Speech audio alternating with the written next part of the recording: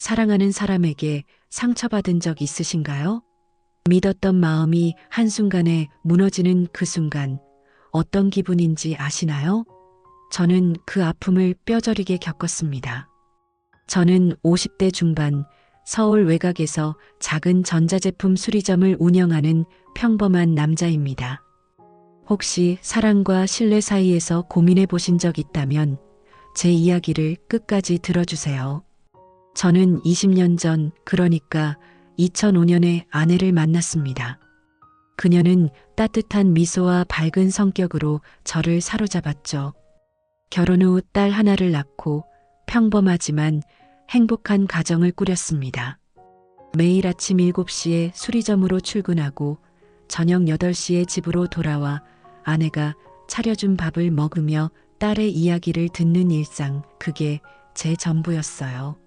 수리점 매출은 월 300만 원 정도, 세금과 재료비 떼고 순수익은 150만 원 남짓, 임대료 100만 원, 생활비 100만 원, 딸 학원비 50만 원을 쓰고 나면 저축은 거의 없었지만 아내와 딸이 있으니 만족했죠. 3년 전 2022년부터 아내가 변하기 시작했어요. 그녀는 집에만 있으면 답답하다며 아르바이트를 하겠다고 했습니다. 저는 반대했어요. 수입이 넉넉하진 않았지만 딸이 고등학교 3학년이라 학원비가 더 들더라도 굳이 아내가 일할 필요는 없다고 생각했죠. 하지만 그녀는 단호했어요. 나도 뭔가 하고 싶어.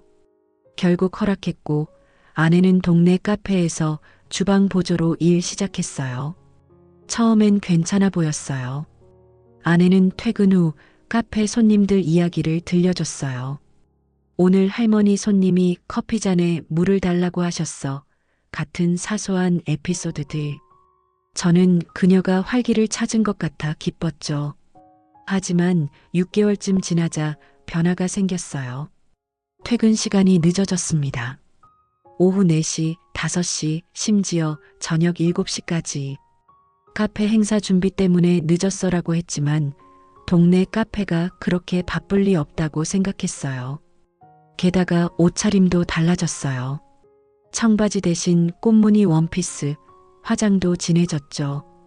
카페에서 단정해야 해라고 했지만 의심이 들기 시작했어요. 그러던 어느 날 결정적인 순간이 왔습니다. 저녁 8시 아내가 샤워하러 들어갔을 때 그녀의 핸드폰이 거실에 놓여 있었어요.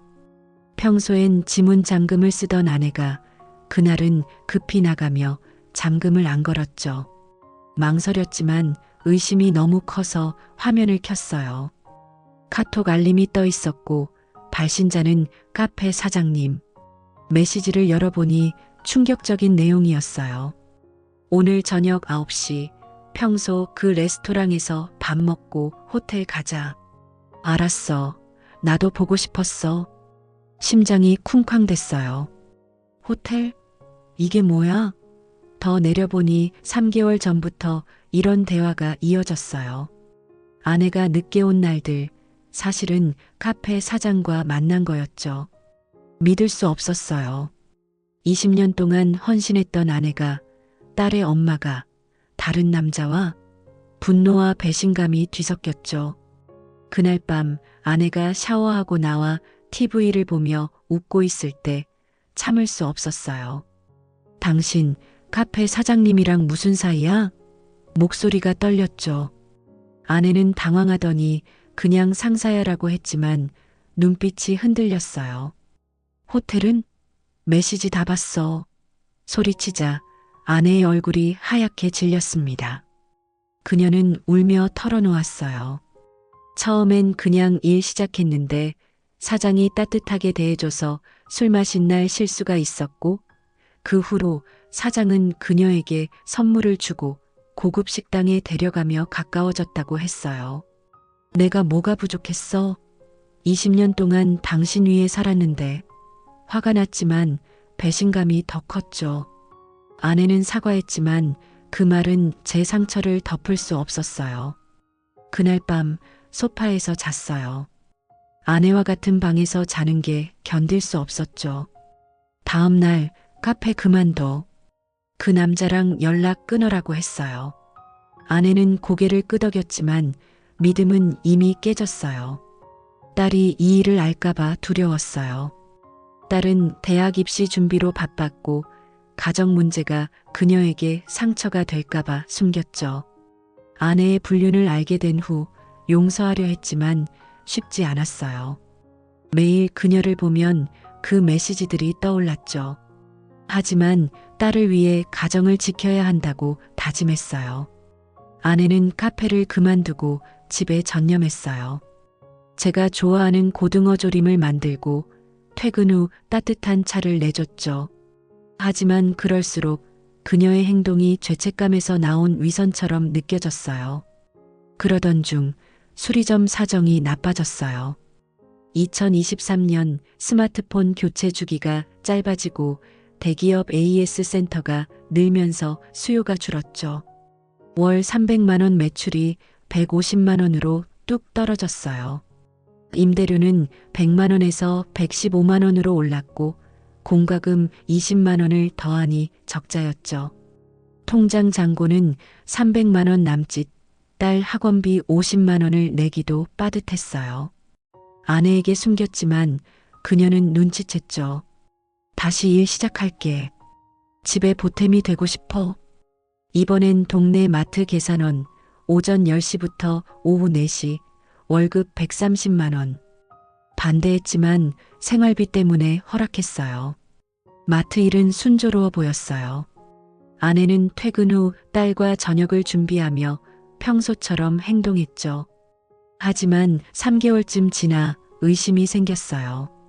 어느 날 아내가 퇴근 후 핸드폰을 보며 살짝 웃는 걸 봤어요. 누구야? 물으니 마트 동료라고 했지만 불안했죠. 이번엔 상충하지 않겠다고 결심했어요. 다음 날 마트 근처에서 지켜봤죠. 오후 2시 점심시간에 아내가 마트 옆 카페로 들어갔어요. 거기서 30대 후반쯤 된 정장 차림 남자와 마주 앉았죠. 둘은 웃으며 대화했고 아내가 남자의 팔을 살짝 건드리는 모습이 보였어요. 심장이 내려앉았어요. 또야? 분노가 치밀었지만 섣불리 움직이지 않았죠. 사진을 찍고 기다렸어요. 30분 뒤 둘은 카페를 나왔지만 남자는 차를 타고 떠났고 아내는 마트로 돌아갔어요. 호텔로 간 게 아니었죠. 그날 저녁 아내에게 물었어요. 오늘 카페에서 만난 남자 누구야? 아내는 당황하며 마트 매니저야. 점심시간에 업무 얘기한 거야. 그녀는 매니저가 친절히 대해줬고 점심을 같이 먹은 게 전부라고 했어요. 메시지를 보여달라고 했고 실제로 업무 관련 대화뿐이었죠. 불륜은 아니었지만 제 마음은 불안했어요. 다시는 그런 오해 살일하지 마. 아내는 고개를 끄덕였죠. 하지만 신뢰는 더 깎였어요. 그러던 중 아내가 마트 일을 계속하며 피곤하다고 자주 누웠어요. 저는 또 의심했지만 참았죠. 경제 사정은 더 나빠졌어요. 2024년 매출은 100만 원까지 떨어졌고 적자를 메우기 위해 저축을 깼어요. 딸은 입시 스트레스로 예민해졌고 는 엄마 아빠 왜 자꾸 싸워? 라며 울었죠. 그 모습에 가슴이 아팠어요. 결국 아내와 대화했어요.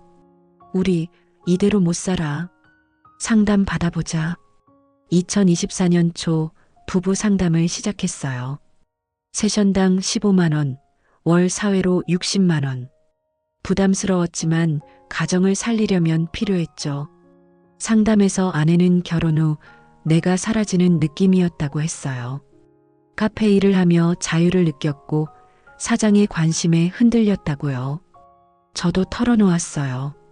당신 때문에 내가 얼마나 무너졌는지 몰라. 상담은 우리를 조금씩 이해하게 했지만 신뢰 회복은 멀었어요. 상담을 이어가며 아내는 회복해 갔어요. 마트 일을 그만두고 집에서 딸을 돌봤죠. 딸은 2024년 가을 모의고사에서 좋은 성적을 받았지만 입시 압박에 자주 짜증냈어요. 엄마 아빠 때문에 집중 안 돼. 저는 딸에게 솔직히 말하기로 했어요. 엄마가 실수했어. 하지만 우리 가족 지키려고 노력 중이야. 딸은 충격받았지만 엄마 용서할 수 있으면 나도 괜찮아라고 했죠. 그 말이 큰 힘이 됐어요. 2024년 말 아내는 새 일을 시작하고 싶다고 했어요. 동네 도서관 사서 보조, 오전 9시부터 오후 2시, 월급 100만 원. 저는 불안했지만 상담가 조언대로 믿어보기로 했죠. 아내는 도서관에서 책 정리하며 즐거워했어요. 퇴근 후 딸과 도서관 책을 읽으며 시간을 보냈죠. 저도 마음을 열기 시작했어요. 하지만 2025년 초 아내가 피곤하다며 일찍 자는 날이 많아졌어요. 어느 날 그녀가 핸드폰을 잠갔다 풀었다 하는 걸 봤죠. 또 의심이 들었어요. 상담가 조언을 떠올리며 대화했어요. 요즘 왜 피곤해? 무슨 일 있지? 아내는 도서관 손님이랑 오해 살 만한 대화가 있었다고 했어요. 한 남성 손님이 책 추천하며 자꾸 말을 걸었고 친절히 답하다 보니 연락처를 교환했다고요. 바로 끊었어. 당신 불안할까봐. 메시지를 확인하니 실제로 사소한 대화였죠. 불륜은 아니었지만 저는 앞으로 조심해라고 했어요. 수리점은 더 어려워졌어요. 2025년 봄 건물주가 재개발로 계약 종료를 통보했죠. 월 100만 원 매출로 버티던 가게를 접어야 했어요. 저는 당황했지만 아내는 당신 기술이면 새 일 찾을 수 있어라며 격려했죠. 저는 전자제품 수리 기술을 살려 중고 수리 후 재판매 사업을 시작하기로 했어요. 온라인 플랫폼 당근, 중고나라를 통해 중고 스마트폰을 수리해 판매하는 일이었죠. 초기 비용 500만 원으로 시작했어요. 딸은 2025년 3월 서울 명문대에 합격했어요. 면접 준비와 모의고사로 고생한 끝에 기숙사 생활을 시작했죠. 딸이 떠나자 집은 허전했지만 부부가 대화할 시간이 늘었어요. 주말엔 경기도 파주 카페에 가서 이야기를 나눴어요. 아내는 작은 도서관 운영하고 싶어라고 했고 저는 내가 책상 만들게라며 웃었죠.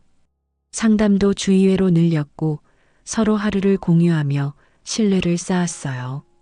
상담에서 신뢰 회복 프로젝트를 진행했어요. 매일 소소한 선물을 주고받았죠. 아내는 손편지를 써줬고 저는 그녀가 좋아하는 과일을 사왔어요. 아내가 가족 사진을 정리하며 우리 다시 시작하자라고 했죠. 그 모습에 눈물이 날 뻔했어요. 하지만 완전한 신뢰는 어려웠어요. 불륜의 상처는 흉터로 남았죠. 사랑은 상처를 주지만 그 상처를 딛고 일어설 힘도 줍니다. 혹시 지금 아픔을 겪고 계시다면 이 말을 전해요. 진심은 결국 통하고 용기는 새 길을 엽니다. 제 이야기를 들어줘서 감사합니다.